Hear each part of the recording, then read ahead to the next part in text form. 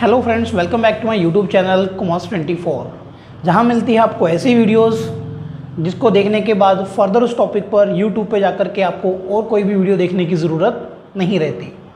So my dear student, आज हम 12th accountancy से एक इतना इम्पॉर्टेंट टॉपिक डिस्कस करने वाले हैं जिसकी इंपॉर्टेंस आप इसी बात से समझ सकते हैं कि in the history of CBSE ऐसा कभी नहीं हुआ कि इस टॉपिक से एग्ज़ाम में क्वेश्चन ना आया हो। तो इसका मतलब ये हुआ कि आज का जो टॉपिक है वो गारंटीड आपको कुछ मार्क्स दिलवा सकता है। चलिए ज़रा देखते हैं कि जब भी इस टॉपिक से एग्ज़ाम में क्वेश्चन आया है वो कितने मार्क्स का रहा है। तो जनरली जिस टॉपिक की आज हम बात करने वाले हैं, इस टॉपिक से एग्ज़ाम में जब भी क्वेश्चन आया है वो 3 मार्क्स क्वेश्चन या फिर 4 मार्क्स क्वेश्चन और मैक्सिमम 6 मार्क्स तक का जो क्वेश्चन है माय डियर स्टूडेंट इस टॉपिक से एग्ज़ाम में आया है। तो in short we can say ये जो टॉपिक है ये फाइनल एग्ज़ाम में आपको 3 मार्क्स से लेकर के और 6 मार्क्स तक के मार्क्स गारंटीड दिलाने वाला है। टॉपिक बहुत इजी है, बहुत डिफ़िकल्ट नहीं है, बस ज़रूरत है तो थोड़ा सा कॉन्शियस होकर के कॉन्सेप्ट्स को समझने की। चलिए जो टॉपिक इतना इंपॉर्टेंट है देखते हैं वो कौन सा टॉपिक है। So today we will discuss past adjustments. Past adjustment क्या होता है? इसी टॉपिक को आप एडजस्टमेंट इन क्लोज्ड अकाउंट्स के नाम से भी पढ़ते हैं और इसी को हम एडजस्टमेंट एंट्री भी कहते हैं, क्योंकि यहाँ पर हमें एंड में एक एडजस्टमेंट एंट्री करनी पड़ती है। बिल्कुल वैसे ही जैसा कि हमने +1 में किया था। शायद आपको याद होगा +1 अकाउंटेंसी में हम रेक्टिफिकेशन ऑफ एंट्री करते थे। ये बिल्कुल वही कॉन्सेप्ट है। वो एक सोल ट्रेड के फॉर्म में होता था जहाँ पर ओनर एक ही हैं, और अब हम बात करने वाले हैं पार्टनरशिप फॉर्म की फॉर्म, जहाँ पर जो पार्टनर्स होंगे वो एक से ज़्यादा होंगे। तो चलिए जरा टॉपिक को पहले थोड़ा सा समझ लेते हैं। पास्ट एडजस्टमेंट और एडजस्टमेंट इन क्लोज्ड अकाउंट क्या होता है। एडजस्टमेंट इन क्लोज्ड अकाउंट का मतलब होता है कि जब बुक्स ऑफ अकाउंट क्लोज्ड हो चुके हों और उसके बाद अगर अकाउंटेंट को कोई मिस्टेक या कोई एरर वहाँ पर मिल जाता है तो तब जब बुक्स ऑफ अकाउंट क्लोज्ड हो चुके हैं हम उनको ऑल्टर नहीं कर सकते, मतलब उनमें चेंज पॉसिबल नहीं होता। तब हम +1 में भी क्या करते थे, एक एडजस्टमेंट एंट्री पास करके उस मिस्टेक की वजह से जो इम्पैक्ट या इफेक्ट बुक्स ऑफ अकाउंट पर आ चुका है उस इफेक्ट को हम न्यूट्रलाइज करने की कोशिश करते हैं, मतलब उसको ख़त्म करने की कोशिश करते हैं। यहाँ पर भी क्या होगा कि हमें एडजस्टमेंट करनी है क्लोज्ड अकाउंट में। सेम टॉपिक सेम कॉन्सेप्ट यहाँ भी अप्लाई होता है in case of partnership form. तो चलिए जरा देखते हैं किस तरह की मिस्टेक्स यहाँ पर होंगी। अगर हम बात करें कॉन्सेप्ट की तो जनरली यहाँ पर आप जितने भी क्वेश्चंस पढ़ने वाले हो तो बस आपको इतना ध्यान रखना है, वहाँ पे 2 तरह की ही मिस्टेक होंगी। मिस्टेक नंबर 1 कि पार्टनर्स को कोई ना कोई इंटरेस्ट ऑन कैपिटल, कोई सैलरी, इस तरह से कोई पेमेंट करने का प्रोविज़न पार्टनरशिप एग्रीमेंट में बनाया गया था, लेकिन अकाउंटेंट ने उन प्रोविजंस को कंसीडर किए बिना ही एप्रोप्रिएशन अकाउंट प्रिपेयर कर दिया। इस तरह की मिस्टेक होगी। अदरवाइज वाइस वर्सा मीन्स कि या फिर क्या होगा, पार्टनरशिप एग्रीमेंट के अकॉर्डिंग कोई भी इंटरेस्ट ऑन कैपिटल, कोई सैलरी, कोई कमीशन, कोई इंटरेस्ट ऑन ड्राइंग, ऐसा कुछ भी पे नहीं करना था या रिसीव नहीं करना था, लेकिन अकाउंटेंट ने इनको अप्लाई करके एप्रोप्रिएशन अकाउंट बना दिया। तो ऑल इन ऑल अगर देखा जाए तो यहाँ पर 2 तरह की मिस्टेक्स हमारे सामने आती हैं कि एग्रीमेंट में कुछ प्रोविजंस थे और उनको बिना कंसीडर किए एप्रोप्रिएशन अकाउंट बना दिया बाय मिस्टेक, या फिर प्रोविजन नहीं थे और आपने कंसीडर कर लिया। तो इस तरह की ही मिस्टेक्स आपको क्वेश्चंस में देखने को मिलेंगी। तो माय डियर स्टूडेंट, सबसे पहले तो आपको केयरफुली क्वेश्चन को रीड करना है और वहाँ ये आइडेंटिफाई करने की कोशिश करनी है कि वहाँ मिस्टेक इन दोनों में से किस टाइप की हुई थी।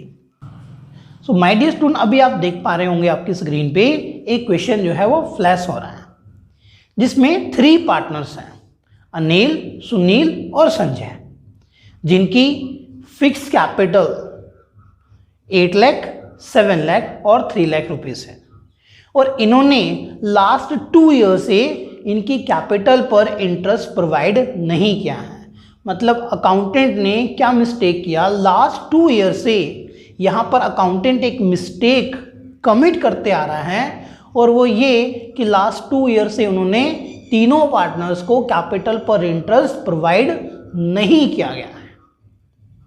लेकिन कैपिटल पर इंटरेस्ट प्रोवाइड करना कितने रेट से था, तो इनको 10% पर एनम के रेट से कैपिटल पर इंटरेस्ट प्रोवाइड किया जाना चाहिए था, बट अकाउंटेंट ने ऐसा नहीं किया।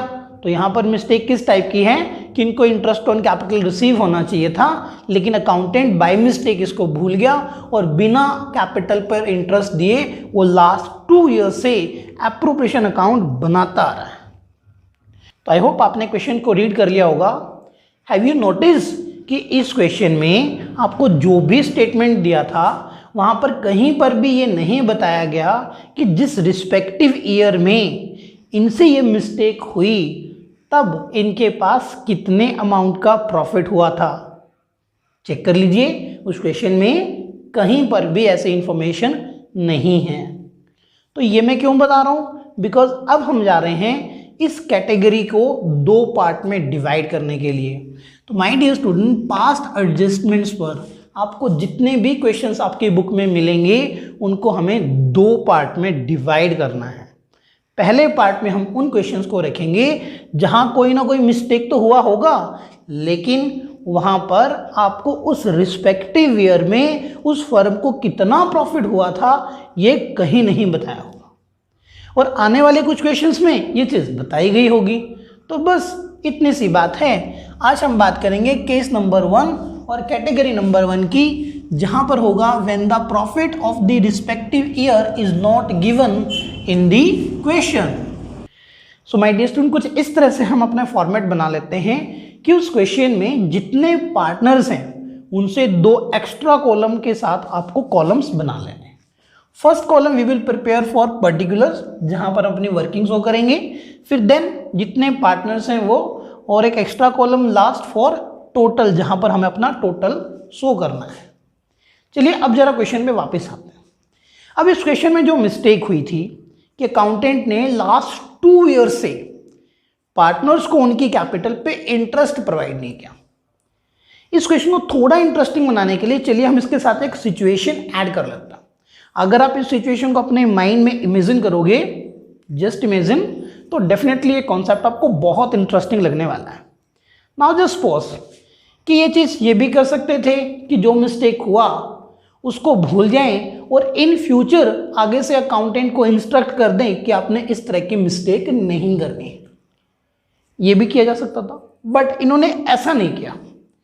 ये अपनी बात पर बिल्कुल अड़के बैठ गए और कहे कि नहीं भाई, हमें तो जो मिस्टेक हुई है उसका रेक्टिफिकेशन चाहिए। मतलब कोई एंट्री करो जिससे कि उस मिस्टेक की वजह से जो चेंज बुक्स ऑफ अकाउंट में आया है वो खत्म हो जाए। और अकाउंटेंट ने क्या था, अकाउंटेंट तो वही करना था जो बॉस कहेगा। तो उसने कहा जी ठीक है, मैं आपका चेंज कर देता हूँ। अब हम देखेंगे at the end of the question कि इन तीनों का ये जो डिसीजन था कि रेक्टिफिकेशन एंट्री करवाई ही जाए, उस डिसीजन में इनमें से इंटेलिजेंट कौन रहा और इसमें इडियट कौन प्रूफ हुआ। चलिए जरा देखते हैं क्वेश्चंस को। तो पहले तो हमें टेबल बना लेना है। टेबल बनाने के बाद सिंपली हमें क्या करना है कि जो इंटरेस्ट इनको प्रोवाइड अब तक नहीं किया गया था वो इंटरेस्ट अब इनको प्रोवाइड कर देना है। तो यहां पे लिखेंगे इंटरेस्ट ऑन कैपिटल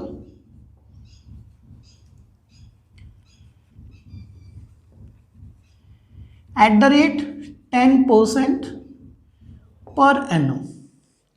अनिल की कैपिटल 8 लाख रुपीस है, तो इसका 10% अगर हम कैलकुलेट करते हैं तो ये 80,000 बनता है। सुनील की कैपिटल 7 लाख है, तो इसका 10% अगर हम कैलकुलेट करते हैं तो ये 70,000 बनता है। और संजय की कैपिटल जो कि 3 लाख रुपीस की है, अगर इसे हम 10% कैलकुलेट करें तो यहाँ पर अमाउंट बनता है 30,000 रुपीज़। इस तरह से अगर फर्म अब अनिल को उसकी कैपिटल पे 80,000, सुनील को उसकी कैपिटल पे 70,000 और संजय को उसकी कैपिटल पे 30,000 का इंटरेस्ट पे कर दे, तो इन टोटल फर्म को 1,80,000 का इंटरेस्ट पे करना पड़ेगा।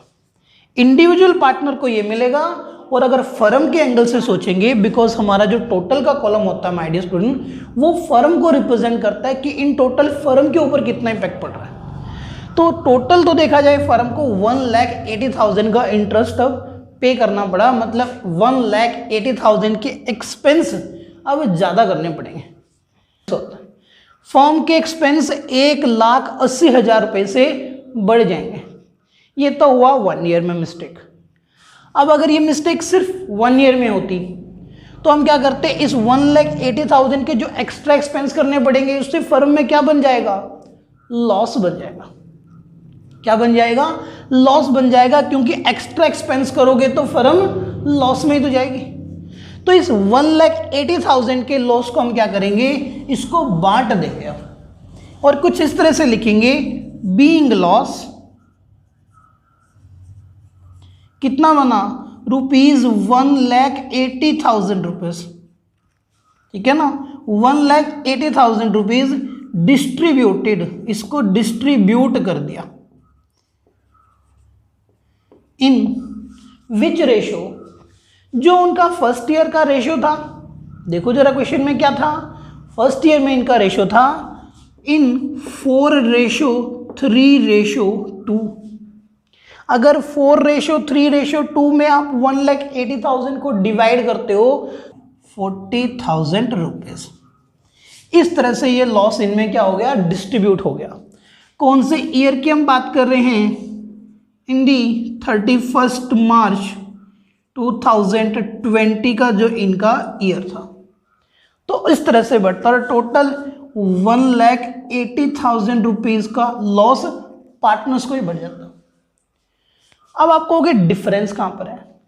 अब देखा जाए पार्टनर को इंटरेस्ट तो उनकी कैपिटल पर मिल रहा है, लेकिन जो लॉस डिस्ट्रीब्यूट हो रहा है वो प्रॉफिट शेयरिंग रेशियो में डिस्ट्रीब्यूट हो रहा है।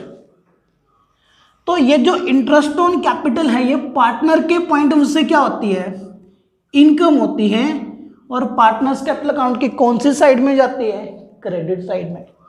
तो हमारा नेक्स्ट स्टेप आता है माय डियर स्टूडेंट कि यहां पर आपको एक वर्ड यूज करना है, डेबिट या क्रेडिट।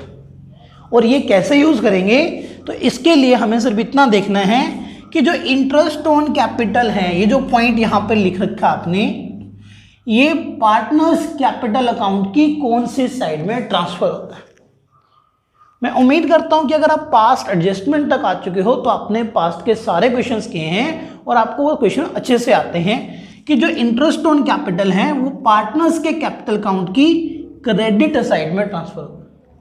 फिर आपने देखना है कि लॉस अगर देखा जाए तो वो कहां ट्रांसफर होगा, लॉस पार्टनर्स कैपिटल अकाउंट की डेबिट साइड में ट्रांसफर होता है। तो इसका मतलब ये वाले अमाउंट सारे ये क्या है, क्रेडिट हैं, और ये वाले अमाउंट जो हैं ये डेबिट है। अगर ये क्वेश्चन होता सिर्फ 1 ईयर मिस्टेक को लेकर के, मतलब इसमें मिस्टेक सिर्फ 1 ही साल में होती, 2 साल का अगर ये क्वेश्चन नहीं होता तो हम क्या करते, यहीं से अपना नेट इफेक्ट निकाल लेते, जिसको लेकर के हम अपनी एंट्री बनाते, सिर्फ इतने से ही। और अब हमारा नेट इफेक्ट देखा जाए तो क्या बनता, चलिए देखते हैं। पहले तो इसको 1 ईयर पे समझते हैं। यहाँ पे मैंने क्वेश्चन में थोड़ा सा चेंज कर लिया है कि 2 इयर्स को समझने से पहले हम 1 ईयर का कॉन्सेप्ट समझें। अगर ये मिस्टेक सिर्फ एक ही रिस्पेक्टिव ईयर में होती तो ये इनको इंटरेस्ट मिलता, अल्टीमेटली फर्म को 1,80,000 के एक्सपेंस एक्स्ट्रा करने पड़ते, जो कि फर्म के लिए लॉस बनाते, और वो लॉस इनको जो इनका रेशियो है उस रेशियो में डिस्ट्रीब्यूट हो जाता। अब अगर देखा जाए तो नेट नेट किस पे इफेक्ट पड़ रहा है, अनिल को ना फायदा हो रहा है और ना नुकसान होता है। 80,000 का इसको इंटरेस्ट मिला, 80,000 ही अनिल के अकाउंट में लॉस आया, तो जी यहां तो इफेक्ट क्या बना, नील, इस पे तो कोई इफेक्ट नहीं पड़ा। लेकिन आप सुनील को देख पा रहे हो तो सुनील को 70,000 का इंटरेस्ट मिला था, लेकिन इसके अकाउंट में लॉस सिर्फ 60,000 रुपीज का आया, मतलब सीधा सीधा इसको 10,000 रुपीज का बेनिफिट हो रहा है। क्रेडिट वाली अमाउंट ज़्यादा है तो मैंने नीचे क्या लिखा, क्रेडिट। मतलब इसको तो फायदा मिला, लेकिन संजय को क्या हुआ, इसको नुकसान हुआ। संजय को कैपिटल पे इंटरेस्ट मिला, वो 30,000 रिसीव हुआ, लेकिन इसके अकाउंट में जो लॉस आया प्रॉफिट शेयरिंग रेशियो के अकॉर्डिंग वो 40,000 का लॉस आया। मतलब हुआ क्या कि अब संजय को 10,000 रुपये ला करके किसको देने पड़ेंगे, ये सुनील को देने पड़ेंगे। और इसकी अब हमें क्या करनी है, एक एंट्री करनी पड़ती है। एंट्री क्या होती, संजय कैपिटल अकाउंट क्या हो जाता, कम करना है, और कम करना है तो फिर डेबिट हो जाएगा। एंट्री होती यहां पर संजय कैपिटल या करंट। उम्मीद करता हूं आपने क्वेश्चन के साथ लिखा हुआ वो वर्ड पढ़ लिया होगा कि यहां कैपिटल फिक्स है तो करंट। तो संजय करंट अकाउंट डेबिट, किसको मिलेंगे पैसे, सुनील को। Then Sunil current account credit. कितने पैसे लाने हैं, 10,000 रुपीज ला करके, और ये 10,000 रुपीज किसको दे दे, सुनील को दे दो। अच्छा बताओ इसमें इंटेलिजेंट कौन रहा, ऑब्वियसली सुनील जिसको पैसे मिल रहे हैं। और इसमें इडियट कौन प्रूफ हुआ, जी संजय, क्योंकि इसको अपनी जेब से पैसे देने पड़े। अब ये तो बात हुई कि अगर ये क्वेश्चन 1 ईयर का होता, लेकिन ये तो मिस्टेक लास्ट 2 ईयर से आ रहा है करते हुए। चलिए अब अपने ओरिजिनल क्वेश्चन पे आ जाते हैं, जो कि हमारा ओरिजिनल क्वेश्चन। ओरिजिनल क्वेश्चन में इन्होंने ये मिस्टेक लगातार 2 साल से की। फिर हम क्या करेंगे, सेकेंड ईयर का इंटरेस्ट निकालेंगे। बिकॉज कैपिटल फिक्स्ड है और वो किसी भी ईयर में चेंज नहीं हो रही है, तो अगेन सेकेंड ईयर का इंटरेस्ट भी कितना आता, ये भी सेम ही आएगा।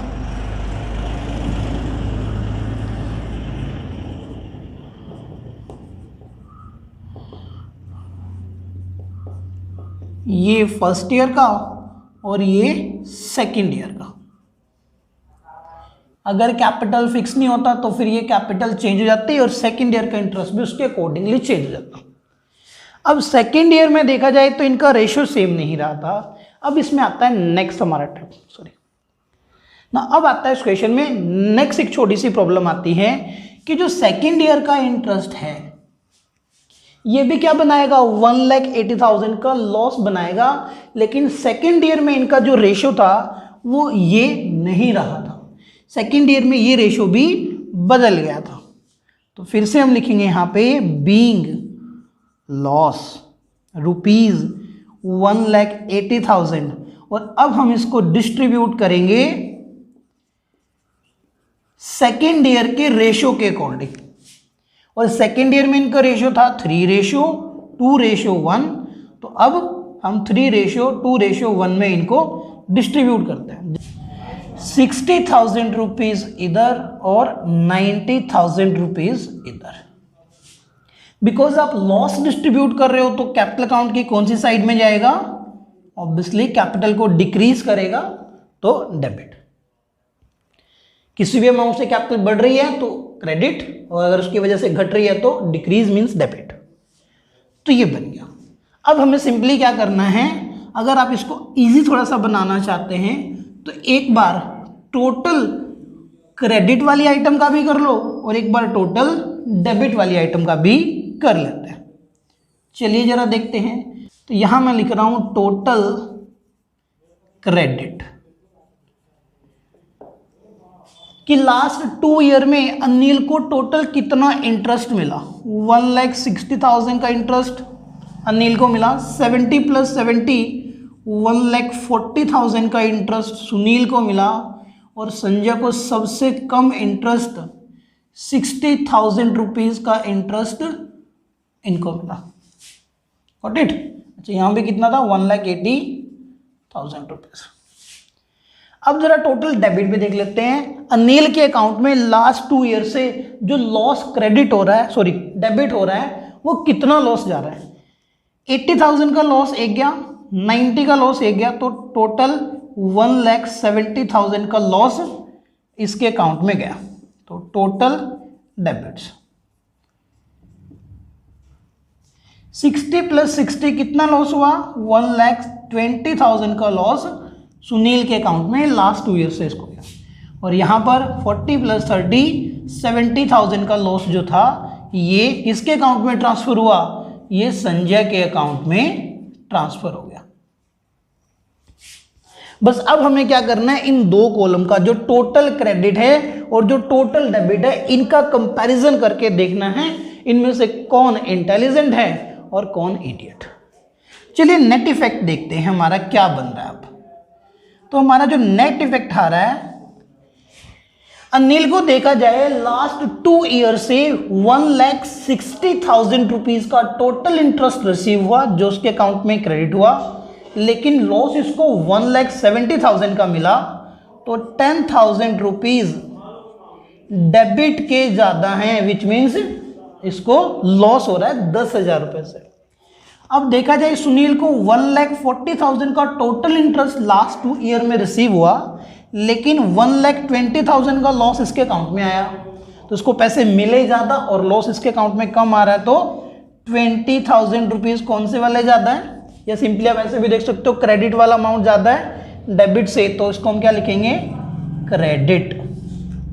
नाउ लास्ट पे आता है, चलिए इसको आप चाहो तो वीडियो को पॉज करके आप भी अपना नेट इफेक्ट एक बार यहाँ देख सकते हो क्या आ रहा है तुम्हारा। मैं सीधा आंसर पे आता हूँ। तो 60,000 का इंटरेस्ट मिला, 70,000 रुपीज़ का लॉस, तो 10,000 रुपीज़ कौन से वाले ज़्यादा हुए, ये ज़्यादा हुए हमारे डेबिट के। सो माय डियर स्टूडेंट, यहाँ पर आपको एक चीज़ ध्यान रखनी है कि जो हमारा नेट इफेक्ट आता है, ये नेट इफेक्ट में टोटल ऑफ डेबिट और total of credit always equal होते हैं। अगर आपका टोटल ऑफ डेबिट और टोटल ऑफ क्रेडिट का अमाउंट इक्वल नहीं आ रहा है तो समझ जाइए आपने कहीं ना कहीं पर कोई ना कोई कैलकुलेशन मिस्टेक कमिट कर दी है। लेकिन इसका यह मतलब नहीं है कि डेबिट और क्रेडिट का टोटल इक्वल आते हुए हर बार आप क्वेश्चन सही होता है। सम टाइम ये किसी और रीजंस की वजह से भी इक्वल आ जाता है और तब भी हमारा क्वेश्चन सही नहीं होता। तो सिर्फ एक हिंट है कि टोटल ऑफ डेबिट और टोटल ऑफ क्रेडिट अगर इक्वल आ रहा है तो चांसेस है वो क्वेश्चन आपका सही है। तो यहां पर देखो डेबिट डेबिट 10,000 10,000 टोटल कितना हुआ, 20,000 का डेबिट और 20,000 का ही हो गया क्रेडिट। चलिए अब देखते हैं इसमें इंटेलिजेंट कौन रहा। जिसका अकाउंट क्रेडिट हो रहा है इसका मतलब उसको पैसे मिल रहे हैं, तो यहां पर सुनील को पैसे मिल रहे हैं और ये पैसे 10,000 रुपये अनिल को लाके देने हैं और 10,000 रुपये संजय को। क्या फायदा हुआ अपनी बात पे, अपनी ईगो पे अड़ करके संजय और अनिल को। सुनील को तो 20,000 का फायदा हो रहा है, तो इसने तो समझदारी दिखाई है और ये दोनों क्या प्रूफ हो गए हैं, बेवकूफ। अब इसकी हमें एंट्री करनी है, क्योंकि जब ये टॉपिक आपको आता है तो मेन जो आपका पार्ट होता है वो एंट्री होता है। क्वेश्चन में आपको एडजस्टमेंट एंट्री करने के लिए ही कहा जाता है, तो उसके लिए हम क्या करेंगे, एक एंट्री करेंगे। एंट्री इसके नीचे आपको करनी है, लेकिन आपको इस बात का ध्यान रखना माय डियर स्टूडेंट कि जब भी आप एंट्री करो तो उसके लिए जर्नल का प्रॉपर फॉर्मेट बनाओ, अदरवाइज आपके फॉर्मेट ना बनाने की वजह से भी मार्क्स कट जाते हैं। ठीक है, तो मैं वीडियो के एंड में आपको बताऊंगा कुछ टिप्स जिनको फॉलो करके आप अपने फुल मार्क्स ला करके आ सकते हो, और अगर एग्जामिनर चाहे भी तो आपके मार्क्स डिडक्ट नहीं कर पाएगा। चलिए अब जरा एंट्री की बात करते हैं। तो यहां पर आपको एंट्री करना है, जर्नल एंट्री। क्या जर्नल एंट्री होगी, जर्नल एंट्री में हम अनिल और संजय के अकाउंट को करेंगे डेबिट, कैपिटल फिक्स है तो हम करंट अकाउंट को डेबिट करेंगे। अब बताना जरा क्या एंट्री हमारा कंप्लीट हो गया है, आपको हो गया yes, but I will say no, क्योंकि कोई भी एंट्री कंप्लीट तब होती है जब उसकी नरेशन उसके साथ में लिखी जाए। तो मार्क्स अगर नहीं कटने देना चाहते तो नरेशन भी लिखना है। अब यहाँ पे भी स्टूडेंट क्या करते हैं, एक छोटी सी मिस्टेक करते हैं कि लंबी चौड़ी से एक नरेशन लिख देते हैं, बिल्कुल द्रौपदी की साड़ी की तरह खींच देते हैं उसको। उनको पता है कि नरेशन जो है वो कॉम्प्लीमेंट्री है बस, और नरेशन कुछ भी रिलेटेड होनी चाहिए, उसके मार्क्स वैसे ही आपको मिल जाते हैं। उसमें कोई ऐसा नहीं है कि आपको पूरी डिटेल देने की जरूरत है, स्पेशली एग्जाम के पॉइंट ऑफ व्यू से। सीबीएसई इतनी डिमांड नहीं करता है कि लंबी चौड़ी नरेशन लिखे, नरेशन होनी चाहिए, दैट्स इट। आप सिंपल लिखिए adjustment entry made, adjustment entry made, और फिर लिख दीजिए फॉर, किस चीज के लिए आपने की है, interest on capital. Adjustment entry made for interest on capital, बात खत्म। चलिए अब हम आ चुके हैं वीडियो के बिल्कुल एंड पार्ट पे, जहां मैं आपको दे रहा हूं कुछ टिप्स जिनको अगर आप फॉलो करोगे तो उस क्वेश्चन में आपके मार्क्स कभी भी डिडक्ट नहीं होंगे। तो पॉइंट नंबर 1, पहले तो आपको कोशिश करना है कि आप जो भी कैलकुलेशंस करें वो अपने माइंड से करें, ताकि आपकी स्पीड बढ़ जाए और एग्जाम में आपका पेपर पूरा हो। क्योंकि जब भी हम कैलकुलेटर या मोबाइल से कैलकुलेशन करते हैं तो हम यूज टू हो जाते हैं उसके लिए, हमारी माइंड की जो कैलकुलेशन स्पीड है वो डाउन आ जाती है, और जिसकी वजह से एग्जाम में जब पेपर हमें पूरा आ भी रहा होता है वो भी छूट जाता है। सेकेंड, अगर हम बात करें कि जब भी आप एंट्री लिखोगे तो यहाँ पर आपको फॉर्मेट जरूर बनाना है। विदाउट फॉर्मेट अगर आपने एंट्री किया या विदाउट नरेशन अगर आपने एंट्री की तो वहां पर आपको फुल मार्क्स कभी नहीं मिलेंगे, और इसकी वजह से भी कई बार स्टूडेंट को लगता है कि उनका एक्सपेक्टेड मार्क्स ज़्यादा थे लेकिन फाइनल में जो उनको मार्क्स मिले वो बहुत कम हो गए। वो कुछ रीजंस की वजह से मैं हर एक वीडियो में आपको बताता ही रहूँगा कि किन किन चीज़ों से वजह से मार्क्स जो हैं वो कटते हैं। थर्ड आपको ध्यान रखना है कि जब आप नरेशन लिखोगे, कोई बहुत लंबी चौड़ी नरेशन आपको नहीं लिखनी है, शॉर्ट में अपनी बात कहनी है और काम खत्म कर देना है। तो उम्मीद करता हूं आपको ये वीडियो अच्छी लगी होगी, इसमें जो भी आपको बताया गया वो सारी चीज़ आपको क्लियर होंगी। वीडियो को 1-2 बार अगर आप रिपीट करके देखोगे तो हर एक कॉन्सेप्ट जो होगा वो आपको अच्छे से क्लियर हो जाएगा। वीडियो देखने के लिए आप सभी का बहुत बहुत धन्यवाद। वीडियो अगर अच्छी लगे तो इसको लाइक शेयर जरूर कीजिए और कमेंट सेक्शन में अपना कमेंट जरूर दीजिए, वैल्यूएबल सजेशंस, ताकि हम अपने आप को और भी इम्प्रूव कर सकें। Thank you.